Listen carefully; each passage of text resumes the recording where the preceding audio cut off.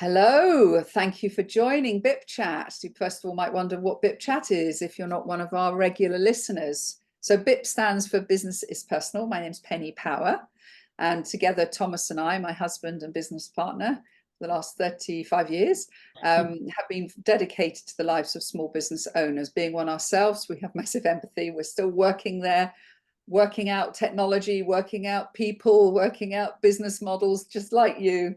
And it helps us to have a lot of empathy through that journey with our members. And we've got a community called BIP 100, which is just the most amazing feeling of having a business family around us. And we bring BIP Chat to market because we know how hard it is to find really trusted, really sincere, genuine experts, whether they are technology experts, mindset experts. And in this case, you're going to be listening to Sharon Eden, who I've known for very many years, and her content has been a great inspiration to me. She is a psychotherapist, but a spiritual psychotherapist coach. And I want you to listen in because we're going to talk about why this is needed, what is going on at the moment in our lives that requires us to really look at our own self-development and self-awareness. And we're also going to be talking about her book, which is just about to launch. And I'm very excited about this. So when this goes out, you're going to be able to go to Amazon and you're going to be able to find her book, which if you hold that up for me, Sharon. Yes. There it is, Rediscovered Sharon Eden. And I am very confident that you're going to want to get this book. So Sharon, over to you first of all. You are a truly remarkable lady, sort of in your 20s. You've got a life of wisdom that you bring to the world, combined with your incredible heart and dedication to making people's lives better, really, which is why I absolutely adore you. And I'm so thrilled to have you on this show. So tell us a little bit about your journey and this name that you have, this spiritual psychotherapist. Oh, wow. It's an extraordinary journey. Well, I think it is because I came from a very disturbed background. And in my late 20s, decided I wanted to help people and went back into education, did a psychology degree, which I found very unfulfilling, and then trained for 7 years in a spiritual psychology. And by the way, I discovered that although I wanted to help other people, at that time, I really needed to help me. So it was a really excellent training. You had to be in therapy the whole time yourself. Otherwise, how can you sit as a therapist with other people if you haven't experienced it? And then, well, it seems as though the years have just flown away since then. And I think every older person says that, where have the years gone?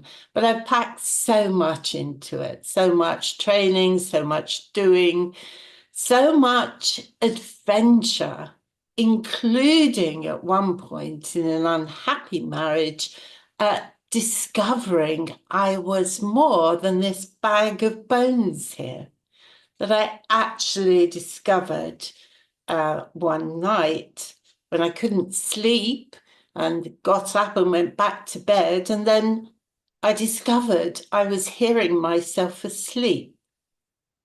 I was awake, but my body and everything else about me was asleep. And so that led me really onto an adventure about finding my own wild soul and my inner wisdom. And that's a potted history to now. That's amazing. And so this combination of psychotherapy combined with spiritual, can you help us to understand that recipe? Sure.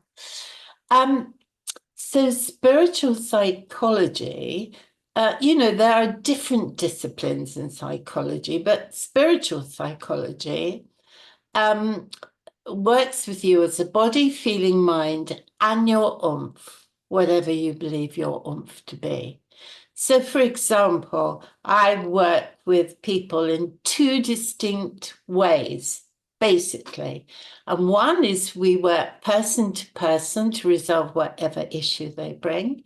But the issue is also a clue as to what of their potential is trying to emerge, right? So your problem, your pain, or your challenge is a clue. So work personal to personal, but I work soul to soul with helping that potential in you be born, be expressed through you. And that's a very basic description of what it is. I love it, though. I love it. It's very soothing. And if I just quote something here, Rediscovered is more than just a book. This is a quote from somebody who has been a reviewer and loved it. It's a lifelong blueprint for discontented midlife women or those who feel lost to nourish their souls so they can empower their lives. And what I find fascinating is you are never too old to be able to find that sense of connection to your soul and what your soul purpose is, are you? Never, ever, ever. Yeah. And one of the oldest clients I ever worked with was in her 80s. And it was wonderful for her to, it's a reconnection, really. At some level, we've always known. It's just the knowing isn't conscious. Yeah, and also, do you know what? I've watched my brother die at 64 and my father die at 94. Both very similar characters, emotionally closed.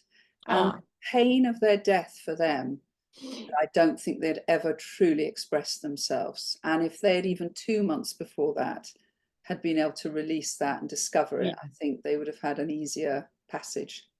Yeah. I think it's such an important thing for us to know what was our soul purpose, isn't it? Yeah.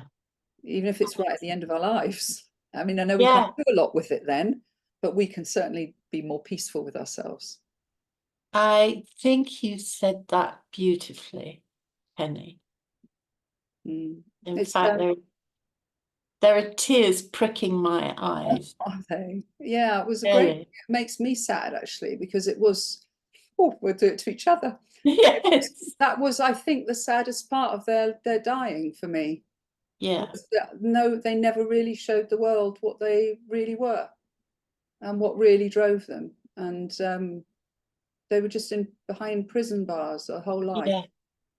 And do you know what? It was my mother passing in similar circumstances that actually motivated me to the work I'm doing now and to write the book. That's so good. But so many people, when you were saying something, Sharon, I thought, so many people aren't courageous enough to look inside themselves, and it takes massive courage because it can go. You can go. The beginning of it can be quite painful. Yeah, they've not got the courage, but they're also not realizing what they're resisting. So there was something you said that there's something that's blocking us, and when we can unblock it, and I can feel the energy of you whenever I'm with you, even doing this over Zoom. But the gift of being able to unblock that for somebody is just incredible. I feel really blessed in the work that I do. And the secret is I don't unblock it for them. I help them to unblock it for themselves. Yeah, so, and as I said, I feel really blessed. Somebody asked me the other day, if you died now, would you be happy to die now? And I said, well, if it happened, yes. That's so interesting. Do you know, in my box for my kids to open, if every time they need to open our will, it says at the top, I was ready to die. Oh, that's wonderful. Yes. I just want them to not worry about me. Exactly. And it also says, and you're ready not to have a mum. Yeah. But yeah, I love that because you've basically completed your circle, haven't you, in terms of what you were here to do, and now you're just building on it. And your book takes it to so many more people, which is why I'm so excited that I've got this opportunity. Thank you. to interview you. So Rediscovered gives these sort of inventive techniques and insights and illustrative lived experiences. And I've got here 4 things, and I think it'd be great for us to sort of unpack that. So discover your true self, determine your direction, understand and manifest your purpose, and find that elusive something. And it goes on to say that in this fast-paced 21st century world, midlife women are under pressure to be a version of themselves required by the family, job, career, and wider society. And what I'm really curious about, without any of us being victims, because you are certainly not, and you've had a very interesting life, same for myself, same for many of the wonderful women in my lives. None of us act like victims. But the reality is, I think this world is quite a tough one for women. I'm not saying it's not tough for men, for any of you men out there. Absolutely. There's challenges for men as well. But what is it? What do you have a sense of what it is that's making life a little bit tougher for us? Have you got 3,000 years? Yes. Women have gained a lot of equality in a lot of ways, and they haven't. The idea that you can do it all is a load of rubbish, because you can't do it all without a hell of a lot of support. And women who are in relationships where their partner is an equal partner in their lives have a much better time of it than women where the old traditional ideas of who should be doing what continue. And I think the latter in the majority. The other thing is that the patriarchy and misogyny is very much alive and kicking. Right. And it seemed as over the last century, as women have gained, I don't want to say equality, it's just the wrong word, but have been enabled themselves to take a more independent role in their lives. It seems to me that misogyny and the patriarchy has gone underground. So once a time, you absolutely knew what it was because there was a man in your life telling you what you could and couldn't do. And if you didn't obey, you certainly know it. Mm. Now, there are still some men around like that. And what do we call it these days? It's a crime now. It's called coercive control. Yeah. Yeah. But mostly the energy that works against women has gone underground. So it's more subtle. But how much of that, because I'm thinking of myself here, person I know better probably than anyone else. And I know, when I look at, when it's International Women's Day, I always put a picture up of my mum born in 1929, my daughter born in 1992, and I'm that channel of change. And I look at my mum's life and I look at my daughter's liberated life. And we have all played that part. But for me, the equality thing worries me, which is very, very non-PC of me to say it. But from these points of view of how it's affected me, is it's reduced my feminine energy.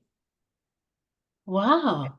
So I like to be feminine, and love is my most fundamental value, and I think that's quite a feminine energy. Okay, but as a businesswoman, I'm not talking about when I'm serving you and serving others and loving my clients and loving people, but I'm talking about the energy around running a business. And I'm very good at running a business, but it puts me into a control environment, much more testosterone driven. And I've battled, and in our marriage, we've talked about it a lot. I know my strength is to run a business and know the detail of a business and look after the finance and ops. And I know where Thomas's strengths are. And the demarcation of that, once we step out of work, so that I go back into a feminine energy with my husband, is really important for me. Do you see what I mean? So some of it, I think I'm holding on to the control of being a feminine woman, of wanting to cook the meals, do the things around the house, look after the children. It was me doing it as well as everything. And I agree, you can't do it all. So this is where I battle a bit. I don't know, you must have heard other people say this. Yes, and I'm going to be really radical here. Yeah, all go right? for it. In that, all of what you've said is a construct of our dualistic philosophies, beliefs, environment, black or white, feminine or masculine. All right. Actually, it's a load of you know what.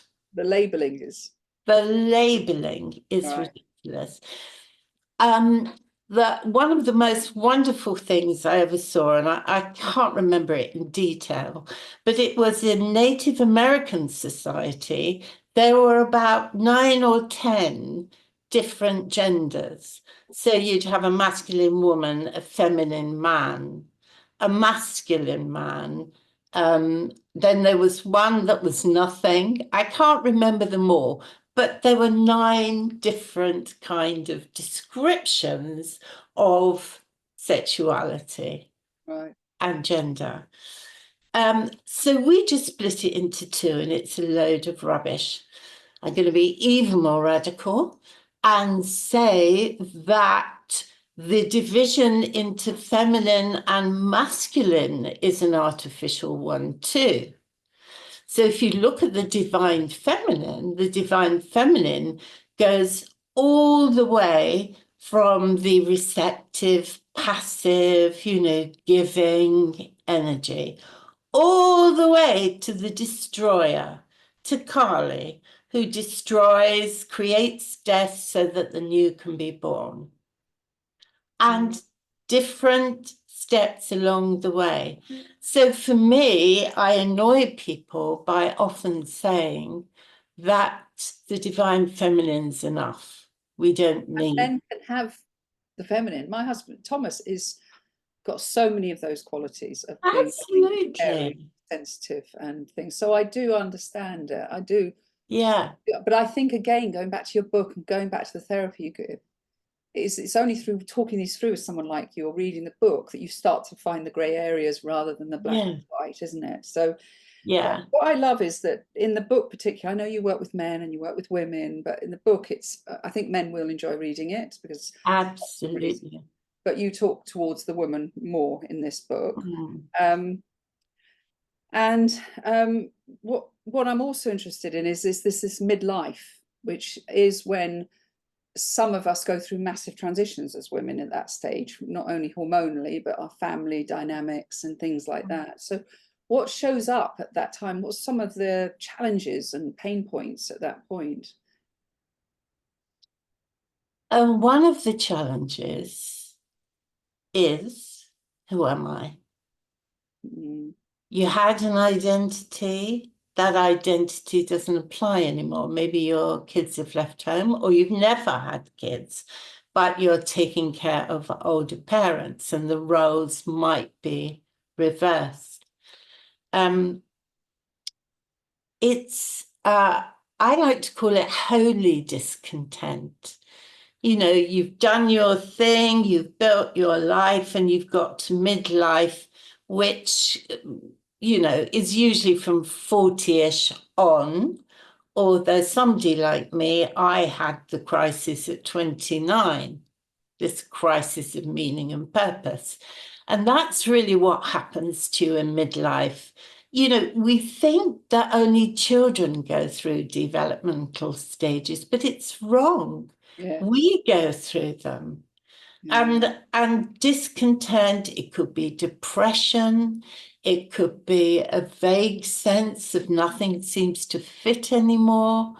Very often people do crazy things like heavy-duty retail therapy for men. It's often swapping for a younger model or buying the motorbike as a way of trying to distract ourselves.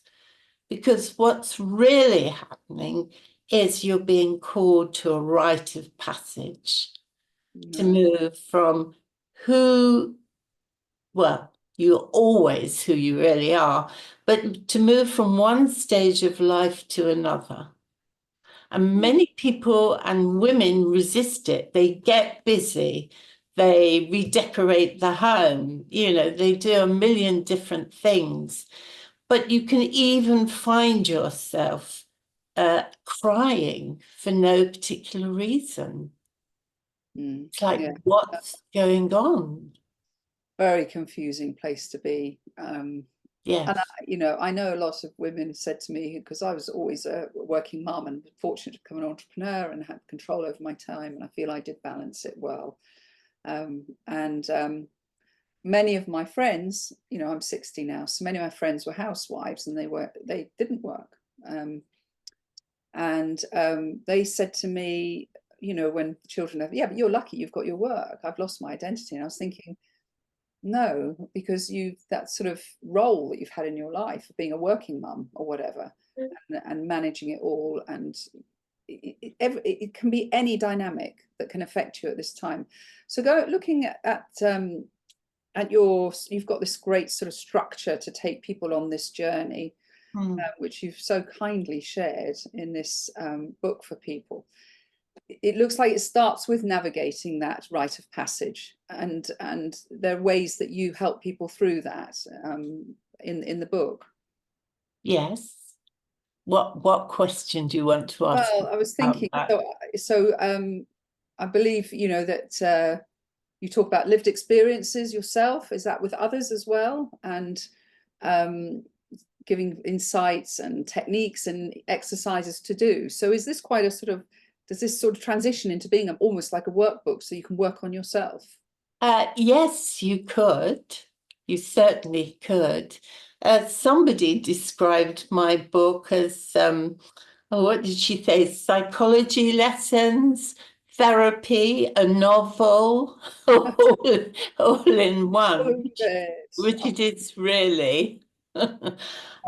Yes, it has a structure. So you begin with learning about what I call down and dirty spirituality, which is nothing to do with religion, nothing you've ever been taught about spirituality before, because for all of us, it's right in front of our noses. You just know how to connect, and the connection is quite simple, because that's the bedrock of everything, knowing that there is much more to you than you've thought there is. And then the structure follows, first of all, who am I? Yeah. Where am I going? And what did I come here to do? And those 3 sections take you on a journey to, and I'm a bit lost for words, which happens sometimes, so I'm going to be quiet for a minute. Okay. To a knowing of yourself that you've never had before. Yeah, and I like that. I like that a lot. Very liberating when you know and accept and know how to direct yourself. Yeah, absolutely. And this book is not full of you have to do this, you have to do that, whatever. It's an adventure for the reader, and it's a journey. And if in one section they don't get an answer, in the book, I say, that's great. Don't worry. Yeah. Not getting an answer is a message of its own. And you might not be ready for that bit, and you might do the next bit, and suddenly you go, oh, now I get what was going on page 45. We can only tune into something when it resonates, can't we, really? When Yes. it's a point of resonance for us, where we think, oh, now then you can go back and read the previous chapter probably and think, oh, now I understand what that meant. Absolutely. Yeah, so absolutely. And it's got a treasure map of existential emotional states. So you can actually plot how you're feeling on the treasure map, which again brings you awareness. Oh, now I'm adrift without a rudder. Now I get it. Mm, lovely.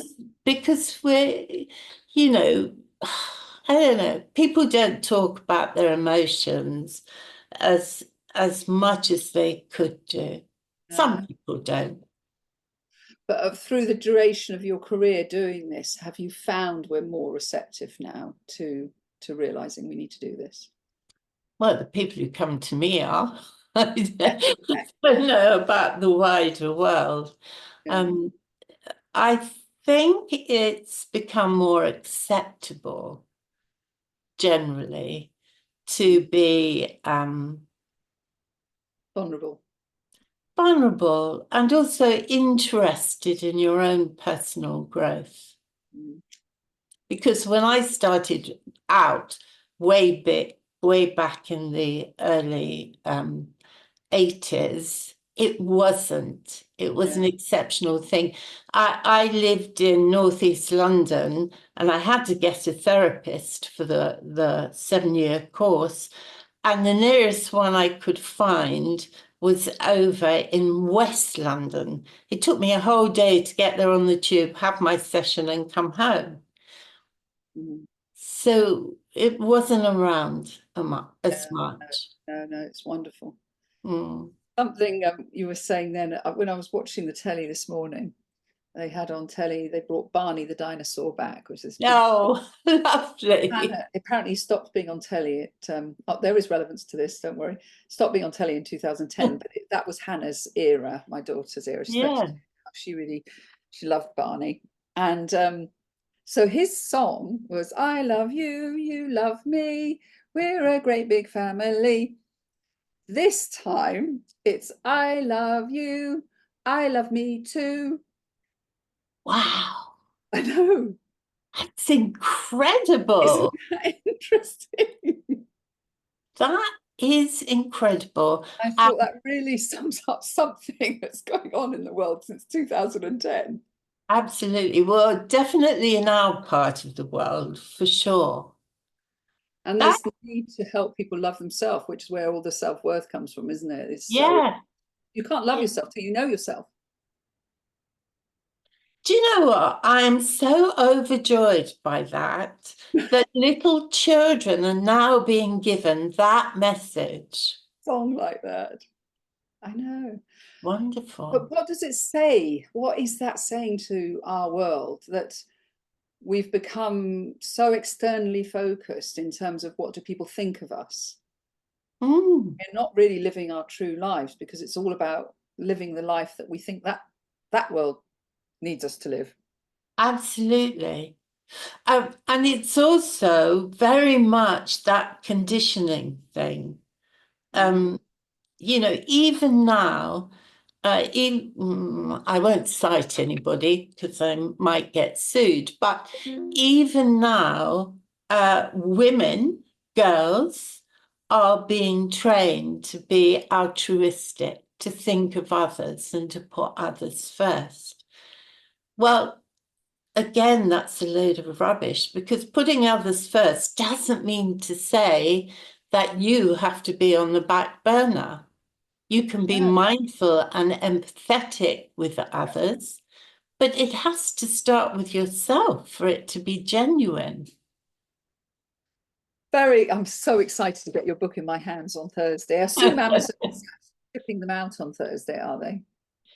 Yes, they will be. Good. Absolutely. So let's just talk about you. I like to do this because one of the important things for me and Thomas, is that we match people who have needs with the experts that have them. It's very important to us. And one of the reasons we do the podcast, and we're working some new stuff on our BIP 100 website where we can highlight the expertise within the community. How do people get hold of you, Sharon? What's the best way? I always hate that question myself, so I'm sorry to give it to you. No, that's all right. Well, there are different ways. I'm there on LinkedIn as Sharon Eden Wild Elder. I'm there on Facebook as Sharon Eden. My website is thewildelder.com.